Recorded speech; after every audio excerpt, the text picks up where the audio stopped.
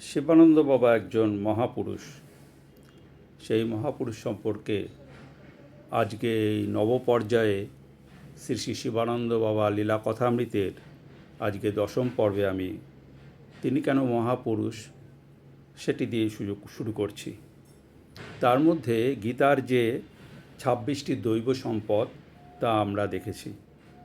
সেই 26টি দৈব সম্পদ হলো দয়া, দান, যজ্ঞ, সত্য, লজ্জা, ক্ষমা, তেজ, ধৈর্য, ত্যাগ, শান্তি, অভয়, অহিংসা, তপস্যা, শুচিতা, স্বাধ্যায়, সরলতা, পবিত্রতা, ক্রোধহীনতা, লোভহীনতা, ইন্দ্রিয় দমন, জ্ঞান ও যোগে নিষ্ঠা, কারো ক্ষতি না করা, নিজেকে অতি বড় মনে না করা, চঞ্চলতা ত্যাগ করা, নিষ্ঠুরতা ত্যাগ করা, পরের দোষ দেখার বুদ্ধি ত্যাগ করা।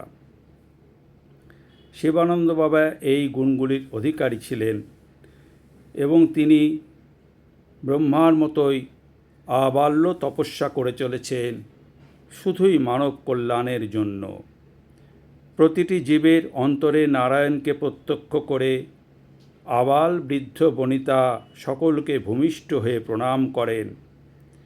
গীতায় ভগবান শ্রীকৃষ্ণ বলেছেন, বাসুদেব সর্বমিতি সমহাত্মা সুদুর্লভ। সত্যই শিবানন্দ বাবা যেন গীতোক্ত ভগবান কথিত সেরূপ একজন দুর্লভ মহাত্মা। তাই তো এই মহাত্মার মুখে শুনতে পাই, নারায়ণ আমার অন্তরঙ্গ বন্ধু, আমার নিবেদিত ভোজনীয় পানীয় দ্রব্যাদি তিনি গ্রহণ করতে বাধ্য।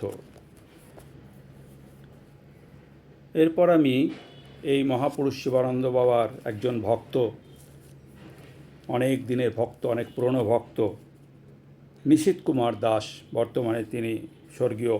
এই স্বর্গীয় নিশীথ কুমার দাসের লেখা একটা জিনিস আমি পড়ব কিছুটা। ওনার সঙ্গে আমার ঘনিষ্ঠতা হয়েছিল বাবার সূত্র ধরেই। শিলিগুড়িতে যখন যাতায়াত করতাম সেই সময় ওনার বাড়িতেও থেকেছি বাবার সঙ্গে, এবং কস্তুরী কঙ্কনাকে লেখা বাবার যে চিঠি ওনার থেকেই আমি পেয়েছিলাম, কারণ ওই চিঠিটি উনি অনুবাদ করেছিলেন এবং পরবর্তীকালে ওটিকে প্রচার করেছিলাম। আবার আমি তাকে অনুরোধ করলাম যে আপনি বাবার সম্বন্ধে এত কিছু দেখেছেন, আপনি একটু লিখে আমাকে পাঠান না। তো উনি লিখেছিলেন, লিখে সেটাকে টাইপ করে আবার প্রিন্ট করে আর কি প্রিন্ট করে জেরক্সটা আমাকে পাঠিয়েছিলেন। শুধু তাই নয়, বেশ কয়েকটি ছোট বুকলেটের আকারে কয়েকটি পাঠিয়েছিলেন এবং বলেছিলেন অন্য সকলকে দেওয়ার জন্য। তো কয়েকজনকে আমি দিয়েওছিলাম ভক্তদের। সেখানে তিনি যা লিখেছিলেন তার থেকে আমি আজকে কিছু পড়ে শোনাচ্ছি। খুবই সুন্দর লেখা। এই যে শিলিগুড়িতে তিনি ছিলেন, শিলিগুড়িতে যে আজকে এত ভক্ত, তার মূল আমার মনে হয় এই নিশীথ কুমার দাস। উনি নিউ বঙ্গাইগাঁও থেকে শিলিগুড়িতে কার্য উপলক্ষে এসেছিলেন এবং তারপরে শিশির চক্রবর্তী ওনার পড়শি ছিলেন, মানে একই বাড়িতে বাস করতেন ভাড়াটিয়া হিসাবে। শিশির চক্রবর্তী এবং পরবর্তীকালে অন্যান্যরা আস্তে আস্তে বাবার সম্পর্কে শিলিগুড়িতে জানতে পারে। সেই নিশীথ কুমার দাস তিনি ছিলেন অ্যাকচুয়ালি খোকোমণি, আমরা যাকে খোকোমণির মা নমিতা দাস বলি। নমিতা দাস ডিব্রুগড়ে প্রথম দর্শন করেছিলেন। এই নমিতা দাসেরই দেওর ছিলেন এবং নমিতা দাসের সূত্রে নিশীথ কুমার দাসও বাবার সম্পর্কে জানতে পারেন এবং পরবর্তীকালে শিলিগুড়ির এত লোক জেনেছে। মানিক চক্রবর্তী জেনেছেন নিউ বঙ্গাইগাঁয়ে। তিনি লিখছেন, মহাকাশ যেমন অসীম, মহাসাগরও তেমনি অতল। যুগ যুগ ধরে ভারতবর্ষে যে কয়েকজন মহাপুরুষ আবির্ভূত হয়েছিলেন, তারা তাদের ঐশ্বরিক শক্তি, প্রজ্ঞা ও বোধ দিয়ে আপামর জনসাধারণকে শাশ্বত ধর্মের বাণী শুনিয়েছিলেন। ওই মহাপুরুষরা ও আমাদের কাছে মহাকাশ ও মহাসাগরের মতোই সাধারণ অনুভূতির বাইরে। তারা তাদের সাধনসিদ্ধ জ্ঞান এবং বেদ, উপনিষদ ও গীতার উদ্ধৃতি দিয়ে এই জাগতিক ঐশ্বর্য ও মোহ ত্যাগ করে সেই পরম ব্রহ্মের সঙ্গে লীন হওয়ার অনুপ্রেরণা দিয়েছিলেন। কিন্তু আমাদের মতো সাংসারিক জীব এই মায়াময় পৃথিবীর সঙ্গে আষ্টে পৃষ্ঠে বাঁধা, হাজার জন্ম নিয়েও আমাদের পক্ষে এই মায়ার বন্ধন কাটিয়ে পরম ব্রহ্মের সঙ্গে লীন হওয়া কল্পনাতীত। তবুও সংসারের এই পাকের মধ্যে হাবুডুবু খেয়েও এই মানব জন্মে কীভাবে আমরা সেই পরম প্রাপ্তির দিকে অন্তত একটি পদক্ষেপও নিতে পারি, সেই প্রশ্নটাই মনে জাগে। সেই প্রশ্নের উত্তর দেওয়ার জন্য ঈশ্বরের ইচ্ছায় আমাদের পরম আরাধ্য গুরুদেব স্বামী শিবানন্দ তার জীবন আদর্শ নিয়ে আজ আমাদের সামনে সশরীরে উপস্থিত। এই মহাপুরুষের প্রথম দর্শন আমাদের পরিবারের কোন ঘটনার পরিপ্রেক্ষিতে হয়েছিল তা বিবৃত না করলে তার সঠিক মূল্যায়ন অসম্পূর্ণ থেকে যাবে। তিনি যখন লিখছেন সেই সময় বলছেন তিনি, আজ থেকে প্রায় ৩৫ বছর পূর্বে ১৯৭৩ সালে এক অভাবনীয় মুহূর্তে আমার জ্যেষ্ঠতম ভ্রাতা অজিত কুমার দাস ও আমাদের ভ্রাতুষ্পুত্রী খুকুমণির চিকিৎসার জন্য অজিত কুমার দাস এই মহাপুরুষের শরণাপন্ন হয়েছিলেন। জন্মের মুহূর্তে একটি চিকিৎসা বিভ্রাটে খুকুমণির কয়েকটি নার্ভ ক্ষতিগ্রস্ত হয়েছিল। প্রায় ৪-৫ বছর বয়স পর্যন্ত সে দিনরাত কান্না করত। কোনো কিছু প্রকাশ করার অক্ষমতা, স্বাভাবিক চলাফেরা তার ব্যাহত ছিল। ডিব্রুগড় মেডিকেল কলেজে নামকরা ডাক্তাররা শুধু ট্র্যাঙ্কুইলাইজার জাতীয় ওষুধ দিয়ে তার উপসর্গগুলো সাময়িকভাবে দমন করবার চিকিৎসা করছিল। ধীরে ধীরে ওষুধের পাওয়ার বাড়তে লাগলো, শরীরের যন্ত্রণাও বাড়তে লাগলো। টোটকা কবচ কোনো কিছুতেই লাভ হলো না। সাই বাবার কাছে নিয়ে যাওয়া হলো, তিনি তার আশীর্বাদ দিলেন, কিন্তু তাতেও কোনো তার অবস্থার হেরফের হলো না। তখন শুধু ঈশ্বরের করুণা ভিক্ষা করা ছাড়া আর কিছুই রইল না। ঠিক সেই সময় গৌহাটি থেকে বাবার এক পরম ভক্ত নিহার রঞ্জন ভট্টাচার্য আমার দাদাকে জানালেন যে এক জটাধারী গেরুয়া বসন ডাক্তার সন্ন্যাসীকে নিয়ে তিনি পরশুরাম কুণ্ড যাওয়ার পথে অমুক তারিখে ডিব্রুগড়ে পৌঁছবেন এবং বর্দা যেন ওই সময় বাবার সঙ্গে বাস স্ট্যান্ডে গিয়ে দেখা করেন। নির্দিষ্ট তারিখে বর্দা ও মা বাবাকে খুকুমণির সমস্ত কথা বর্দা ও মা বাবাকে খুকুমণির সমস্ত কথা জানালেন এবং সুস্থ করবার জন্য আকুল প্রার্থনা জানালেন। বাবা শুধু বললেন পরশুরাম কুণ্ড থেকে ফেরবার পর তিনি সব শুনবেন। বর্দা ও আমার মা এক পরম শান্তি পেলেন। বাবা ডিব্রুগড়ে থাকলে যখন আসতেন তখন তিনি শ্মশানে একটা কুটিরে থাকতেন। আমাদের প্রতীক্ষারা শেষ হচ্ছে না। বাবা বোধহয় আমাদের ভক্তি ও বিশ্বাস কতটুকু পরীক্ষা করছেন। অবশেষে একদিন ভোরবেলা মা বলে বাবা বর্দার বাড়িতে এসে বললেন, মা, তোমার নাতনিকে নিয়ে এসো। কিছুক্ষণ নিশ্চল দৃষ্টিতে তাকিয়ে থাকার পর সব প্রেসক্রিপশান ওষুধপত্র নিয়ে আসতে বললেন। সব প্রেসক্রিপশান ওষুধপত্র দেখে বাবা বাকরুদ্ধ হয়ে দাঁড়িয়ে বলে উঠলেন, এত সব বিষ তোমরা খাইয়েছ, আমার তো আর কিছু করার নেই। আমার মা ও বৌদি সবাই বাবার পায়ে পড়ে বললেন, বাবা আপনি খুকুমণিকে বাঁচান। দিন কয়েক পর বাবা আবার আসলেন, এসে বললেন, মা, এই সমস্ত ঔষধ তোমরা সব ব্রহ্মপুত্র নদীতে বিসর্জন দিয়ে আসতে পারবে? মিনিট খানেক সবাই স্তব্ধ। দিনের অনেক ওষুধের মধ্যে একটা ওষুধ বাদ গেলে যেখানে ওর যন্ত্রণা বেড়ে যায়, সেখানে কি জবাব দেবে সবাই? দ্বিধাহীন মনে সবাই বললেন, বাবা, খুকুমণিকে আপনার কাছেই সমর্পণ করলাম। সেই দিন থেকে শুরু হলো তার আয়ুর্বেদিক চিকিৎসা। ডিব্রুগড় গৌহাটি থেকে কিছু আয়ুর্বেদিক ওষুধ জোগাড় হলো।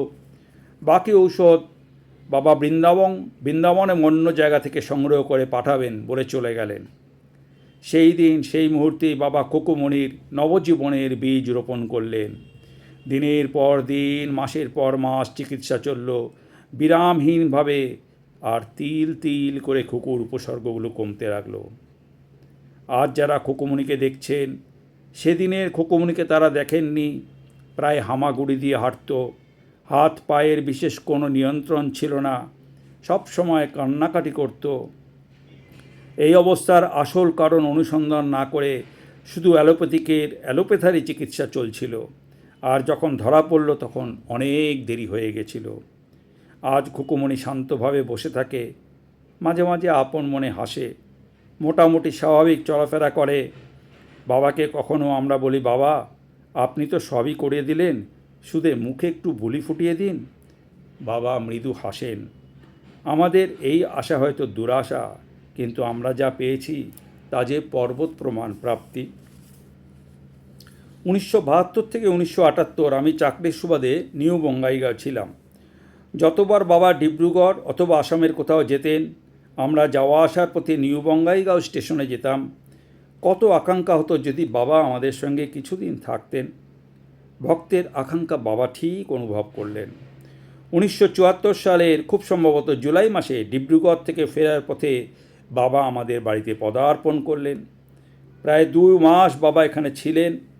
আমাদের কোয়ার্টার লোকালয় থেকে একটু দূরে মনোরম প্রাকৃতিক পরিবেশে। বাবার যে কী আনন্দ!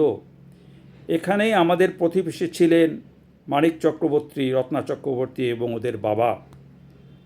দিন কয়েকের মধ্যে তারাও বাবার প্রতি আকৃষ্ট হয়ে গেলেন। দিন ফুরে আসলো, এবার বাবার বিদায় নেওয়ার পালা।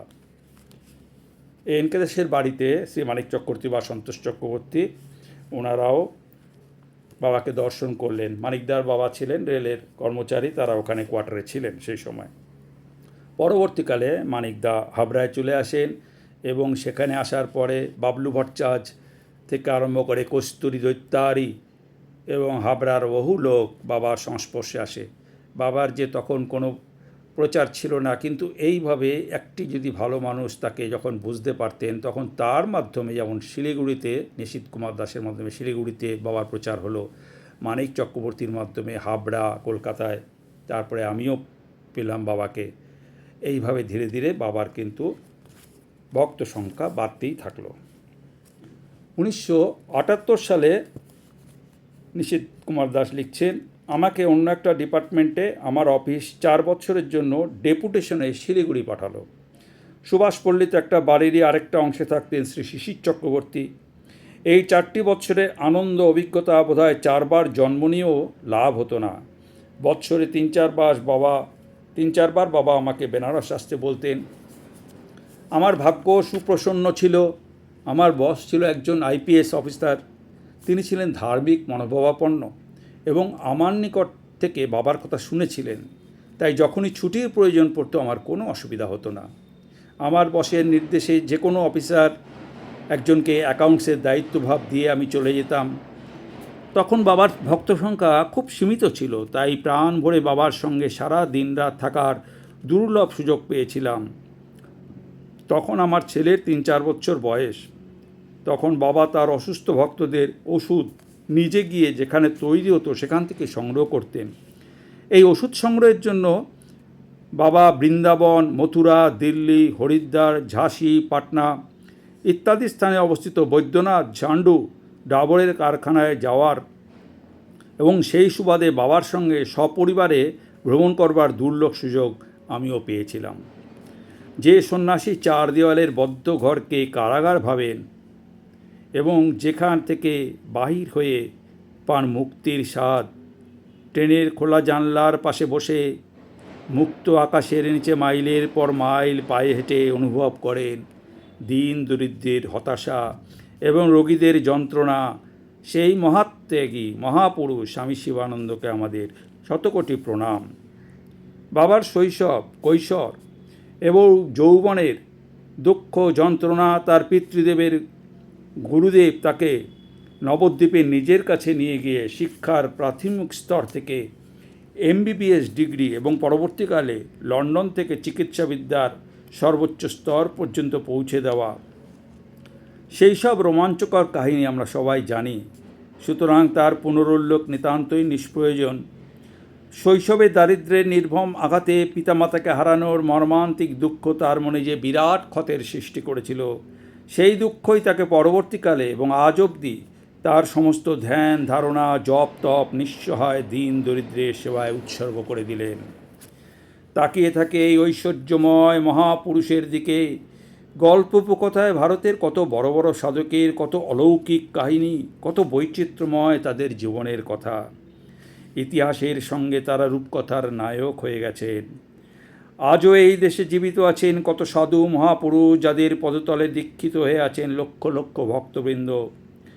কোনো অশ্রদ্ধা বা অভক্তি না নিয়ে শুধু একটাই প্রশ্ন করি, গুরু আর শিষ্যের মধ্যে কি স্থাপিত হয়েছে আত্মিক যোগ? দীক্ষিত হয়ে ভক্তের জীবনে কি এসেছে মানসিক পরিবর্তন? পারবে কি ভক্ত একান্তে গুরুর কাছে গিয়ে আপন মনের সুখ দুঃখের দু একটা কথা বলতে? গুরু প্রণামে তো এই মন্ত্র আছে, তমেব মাতা চ পিতা তমেব, তমেব বন্ধুশ্চ সখা তমেব। আজ যারা বাবার দীক্ষিত এবং দীক্ষিত না হয়েও যারা বাবার পরম ভক্ত, তারা সবাই ভাগ্যবান। প্রত্যেককেই বাবা নিজের কাছে ডেকে নেন, অথবা নিজে তাদের কাছে গিয়ে পরম স্নেহ ভরে তাদের কুশল বার্তা নেন, নেন তাদের সুখ দুঃখের খবর। স্নেহশীলা মা যেমন অকৃপণ ভালোবাসা দিয়ে সন্তানকে কাছে ডেকে নেন, ঠিক সেই রকম মধুমাখা ভালোবাসা বাবা সবাইকে বিলিয়ে দিয়েছেন। এই মহাপুরুষ সর্ব অর্থেই সর্বত্যাগী। ইচ্ছা করলে প্রতিষ্ঠা করতে পারতেন এক বিরাট আশ্রম বা মঠ, দীক্ষা দিয়ে তৈরি করতে পারতেন হাজার হাজার ভক্তের দল, লক্ষ লক্ষ টাকা আয় করে কাটিয়ে দিতে পারতেন বিলাসবহুল জীবন, লোভনীয় খাবার খেয়ে বিলাসী বস্ত্র পরিধান করে তিনি মেটাতে পারতেন অনেক স্বাদ। কিন্তু জীবের কষ্টে যার চোখে জল আসে, যার অহর্নিশি ভাবনা কিভাবে ত্যাগ আর তিতিক্ষা দিয়ে জীবনের পরম মোক্ষ লাভ করা যায়, তার জন্য তো সে পথ নয়। কত পাণ্ডিত্য এবং অভিজ্ঞতালব্ধ জীবন, কিন্তু প্রকাশে বিমুখ। অতি সাধারণ জীবন, সেবাই যার ধর্ম, নাম জপি যার সাধনা, দরিদ্র অন্ধ পঙ্গুই যার আরাধ্য দেবতা, সেই মহাপুরুষের সান্নিধ্যে যে আসার সুযোগ পেয়েছে, সে পলকেই অনুভব করতে পারে আমি আবিষ্কার করেছি মহাসাগরের মতো এক গভীরতাকে আর আকাশের মতো এক বিশালতাকে। ভক্তদের প্রতি বাবার একমাত্র উপদেশ, তোমরা এই সংসারে মায়ার বন্ধনে আবদ্ধ, তোমাদের পক্ষে সাধনার ঊর্ধ্বস্তরে যাওয়া অনেক কঠিন, কিন্তু তোমাদের অন্তরে আমি ঈশ্বরের অস্তিত্ব উপলব্ধি করতে পেরেছি। না হলে তোমরা আমার কাছে আসতে পারতে না। তোমাদের কাছে আমি ধন দৌলত চাই না, চাই অনাবিল ভালোবাসা।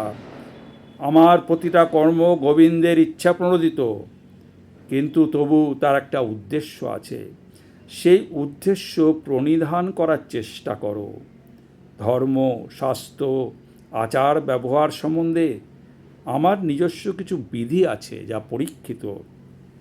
যেভাবে আমি সারা জীবন নিজের জীবনে প্রয়োগ করে গোবিন্দের আশীর্বাদ পেয়েছি, তোমরা তা নিজের জীবনে প্রয়োগ করে তোমাদের জীবনকে ঐশ্বর্যময় করে তোলো। জানবে ধন দৌলত বাড়ি ঘর না পেয়েও আমি মহারাজা। তোমাদের জীবন আমার নির্দেশ মতো গরিয়ান করে তুলতে পারলে জানবে তোমরাই আমার ধন। আমার জীবনের তপস্যার সেখানেই সার্থকতা। বাবার এই কথা বলার পর নিশীথ কুমার দাস লিখলেন, আজ বাবার চারিদিকে শত শত ভক্ত। কোনো উৎসব অনুষ্ঠানে অথবা যাওয়া আসার পথে স্টেশনে বাবার কাছে 2 মিনিটের জন্য বসার বা দাঁড়াবার সুযোগ পাই না। তার জন্য কোনো দুঃখ নেই। আমার মতো এক অতি সাধারণ ভক্তের একান্তে থাকার যে দুর্লভ সুযোগ পেয়েছিলাম, তা বাবার নিকট জিজ্ঞাসা বা তার নিকট থেকে নতুন কিছু আর জানবার নেই। ভাণ্ডার আমার পরিপূর্ণ। এখন শুধু তার ব্যবহারিক প্রয়োগ দিয়ে জীবনের উৎকর্ষ সাধন করাই একমাত্র কর্তব্য আমাদের। সুন্দর করে নিশীথ কুমার দাস এই লেখাটি পাঠিয়েছিলেন বাবার সম্পর্কে। খুবই সুন্দর, খুবই অপূর্ব। আমরা পাঠ করে অনেক কিছু জানতে পারলাম। বাবার চরণে শতকোটি ধন্যবাদ, প্রণাম। নিশীথ কুমার দাসের চরণে প্রণাম। বাবা, এটা কি আপনি এডিট করছেন নাকি ওনার লেখাটাই